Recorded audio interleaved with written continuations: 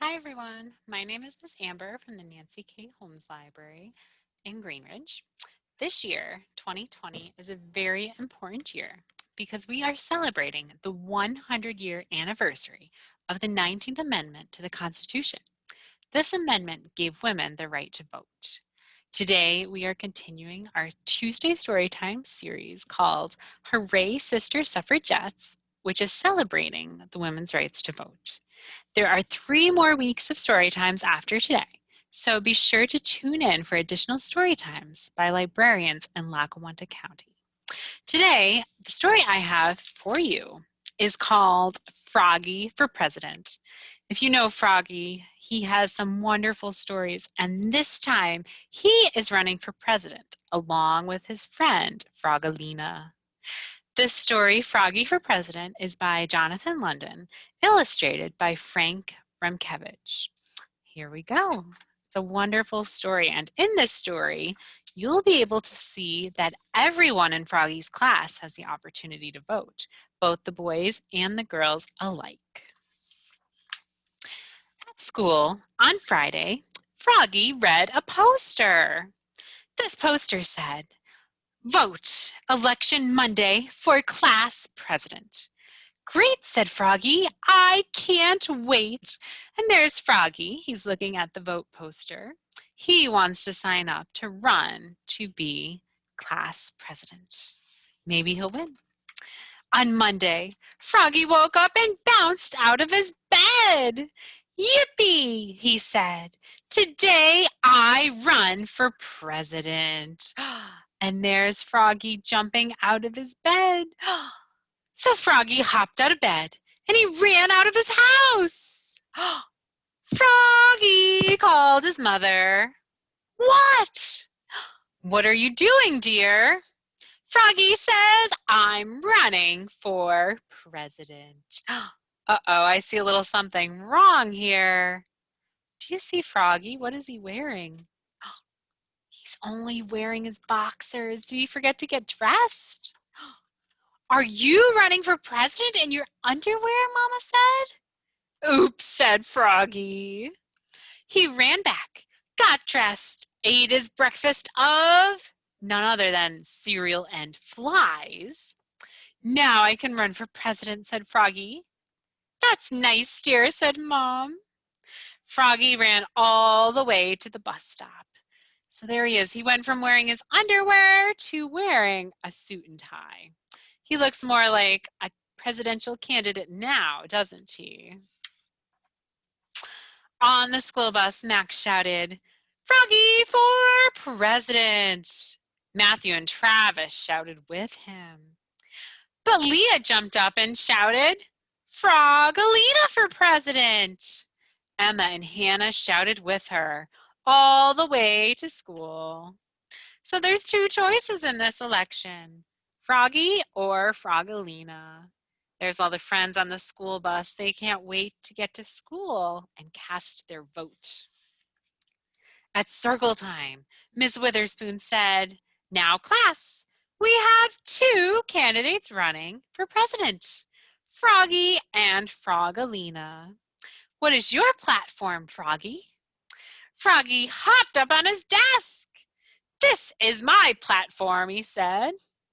Froggy didn't know what Miss Witherspoon meant. "No, dear," said Miss Witherspoon. "What would you like to do if you were elected president?" That's what she meant by "what is your platform?" "Oh," said Froggy. "Well, I'd want to have 10 snack times and get a trampoline for the school and have recess all day long." How does that sound? Pretty good, huh? Hooray, the class cheered. Froggy for president. It would be pretty nice if you could have a trampoline and 10 snack times and recess all day, but when you're going to school, you have to learn some things too. Frogalina then jumped up and she wrote on the chalkboard. "This is my platform," she said. She read it out loud. "Start a search party and find everyone's lost items. Have a lunch sharing program and have a talent show to raise money for the school library. Wow, I love that last one. Raising money for the library is always a good thing. I think I would probably vote for Froggalina.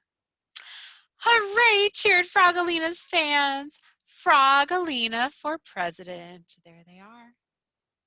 Even Froggy started to cheer for Froggalina. Uh-oh, I don't know if he was supposed to do that, though. Is it snack time yet? Yes, dear, said Miss Witherspoon. Yum, cried Froggy. Cupcakes and flies. That's one of his favorites. After snack time, Miss Witherspoon said, now it's time for the two candidates to make a speech. Froggalina, will you go first? But Froggalina said, no, let's let Froggy go first.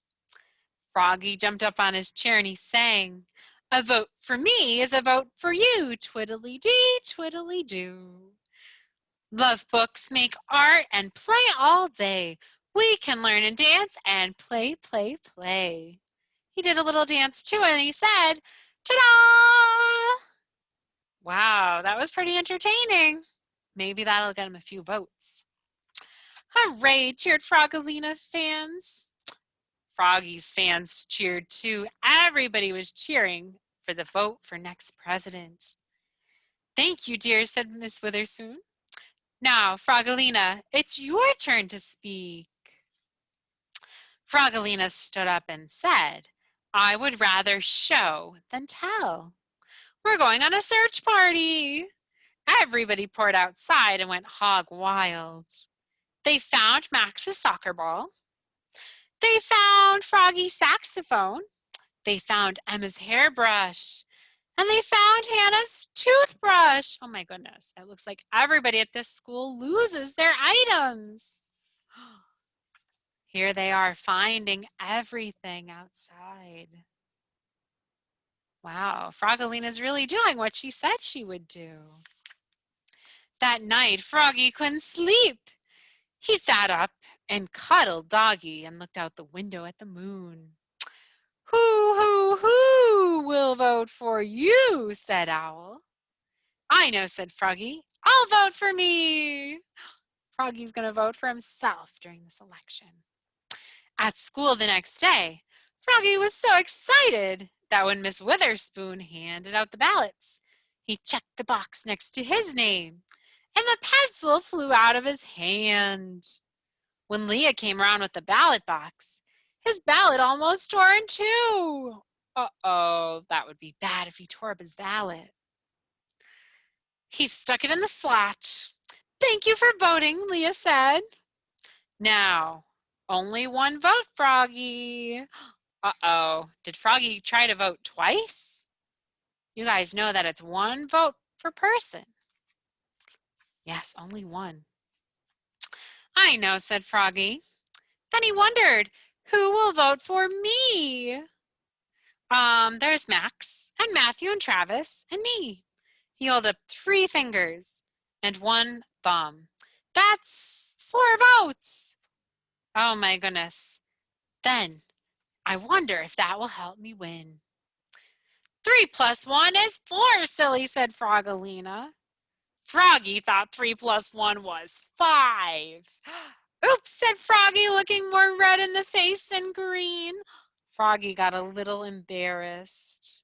He mixed up his math. Listen, children, said Miss Witherspoon. I have counted all the ballots. It's 4 for Froggy and 4 for Froggalina. Oh no, said Max. It's a tie. Whatever are we going to do? I know, said Froggy. We'll both be presidents together. Hooray, everyone cheered. How about this election? It's a kind of a different one.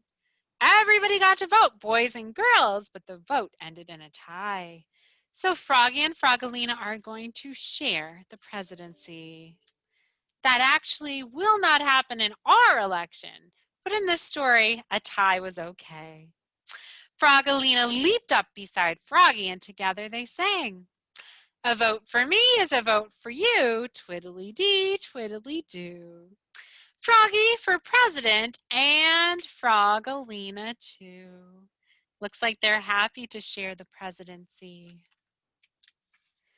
That's the end. At the end, we could see the little picture of Froggy and Frogalina telling everyone to vote. That's important. Make sure to tell your parents to vote too. And when you're old enough, make sure you vote because every vote counts. That's the end of our story for today. But I do want to tell you about a couple of books that we have at the library that you can borrow. This one is called The Woman's Hour, Our Fight for the Right to Vote. We have so many books about women's rights for voting. Of course, we have She Persisted, Around America to Win the Vote, Two Suffragists, A Kitten, and 10,000 Miles. That's it. Let's see, one more. We have Women Making History, the 19th Amendment. And this is one of my favorite books for children, Duck for President. That's wonderful. Make sure you tune in the next 3 weeks to hear our voting stories. Thanks for watching. We'll see you at the library soon. Bye-bye.